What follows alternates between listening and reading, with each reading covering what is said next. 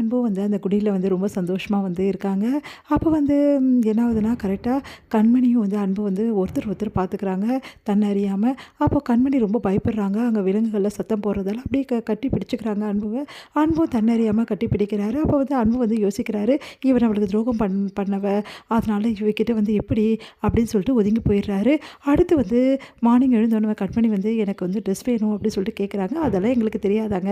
அதுக்கு தான் உங்களுக்கு வந்திருக்கோம் ட்ரெஸ்ஸோட அப்படின்னு சொல்லிட்டு அங்கே ஆல்ரெடி ஒர்க் வந்து அவங்களுக்கு வந்து உதவி பண்ணாங்க வராங்க. அவங்க வந்து ட்ரெஸ் எடுத்து வந்து கொடுக்குறாங்க. கண்மணி ஐயோ இந்த சாரியா நீங்கள் போடுற மாதிரி ட்ரெஸ்ஸாக இருக்கே, இதெல்லாம் எனக்கு போட தெரியாதுங்க அப்படின்ட்டு. அதெல்லாம் ஒன்றும் பிரச்சனை இல்லை, வாங்க நான் வந்து கட்டி விடுறேன் அப்படின்னு சொல்லிட்டு கூட்டிகிட்டு போகிறாங்க. அவ்வளோ அழகாக வந்து கண்மணி வந்து அந்த சாரியை வந்து கட்டிட்டு வராங்க. அதை பார்த்து அன்பு அப்படியே மயங்கியே போயிட்டாரு. ஒரு நிமிஷம் தன்னை அறியாமல் அப்படியே பார்க்குறாரு கண்மணியை. இவ்வளோ அழகாக இருக்காளே கண்மணி அப்படின்னு சொல்லிட்டு அப்படியே பார்க்குறாரு. என்ன அன்பு நான் நல்லா இருக்கேனா இந்த ட்ரெஸ்ஸில், ஓகேவா அப்படின்னோடனே ரொம்ப ஓகே அப்படின்றாரு. அப்படியே பார்த்துட்டே இருக்காரு.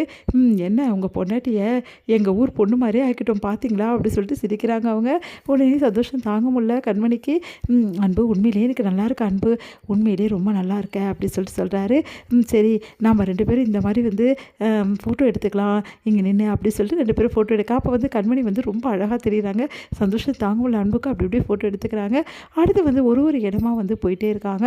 அப்போ வந்து கண்மணி சொல்கிறாங்க, இந்த ரெசிபி எவ்வளோ நல்லா இருக்குல்ல, இங்கே பாருங்களேன் அப்படி சொல்லிட்டு ஒன்று ஒன்றா காட்டிகிட்டு இருக்காங்க. அப்போ திடீர்னு வந்து கண்மணிக்கு வந்து நடக்கவே முடியல, அப்படியே வழுக்கி விட போகிறாங்க.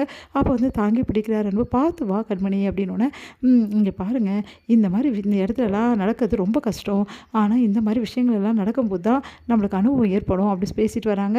அப்போ வந்து ஒரு மாதிரி வந்து காட்டு விலங்குகளை சத்தம் போடுறாங்க. அதை பார்த்து ரொம்ப பயந்து போயிடுறாங்க கண்மணி. வழக்கம் போல் அன்பு அப்படியே கட்டி கட்டி பிடிக்கிறாங்க.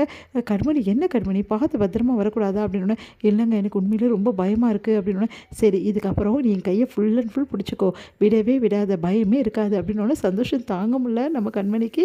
அப்படி சந்தோஷமாக கையை பிடிச்சி நடந்து வராங்க. எல்லா இடமும் போயிட்டு எங்கே ரெசிபி இருக்குது, என்னென்ன வகையெல்லாம் செய்கிறாங்க அப்படி சொல்லிட்டு எல்லாத்தையுமே கற்றுக்கிட்டு எல்லாமே எழுதிட்டுருக்காங்க.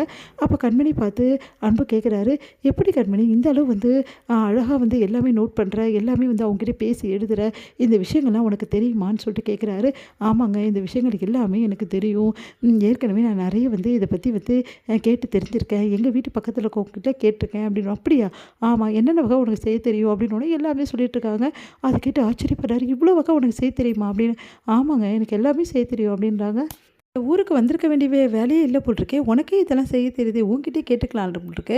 ஆனால் எனக்கு நீ நம்பிக்கை இல்லை, நீ இவ்வளவும் பண்ணுவியான்னு தெரியலையே அப்படின்னோடனே, என்ன சொல்கிறீங்க அப்படின்ட்டாங்க. இல்லை அன்றைக்கி பிரியாணி விஷயத்துலேயே சொதப்பினல, உன் ஃப்ரெண்டோட பிரியாணி உன்னோட பிரியாணின்னு சொல்கிற அப்படின்னு.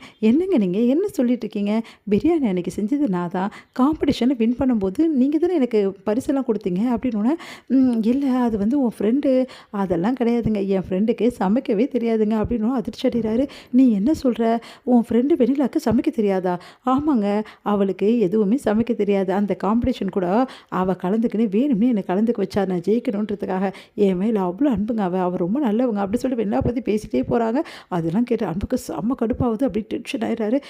நிறுத்திருக்கியா அப்படி சொல்லிட்டு சத்தம் போடுறாரு. அன்பு ஏன் அன்பு அப்படின்றாங்க. பின்ன என்ன சும்மா பேசிகிட்டே இருக்க லொடன்னு, அதோட விடு அப்படி சொல்லிட்டு போகிறாரு. என்ன இவர் தானே நம்மக்கிட்ட கேள்வியாக கேட்டார், நம்ம பதில் சொன்னால் மட்டும் டென்ஷன் ஆகுறாரு. என்னவோ அப்படி சொல்லிட்டு ஒன்றும் புரியாமல் யோசிக்கிறாங்க.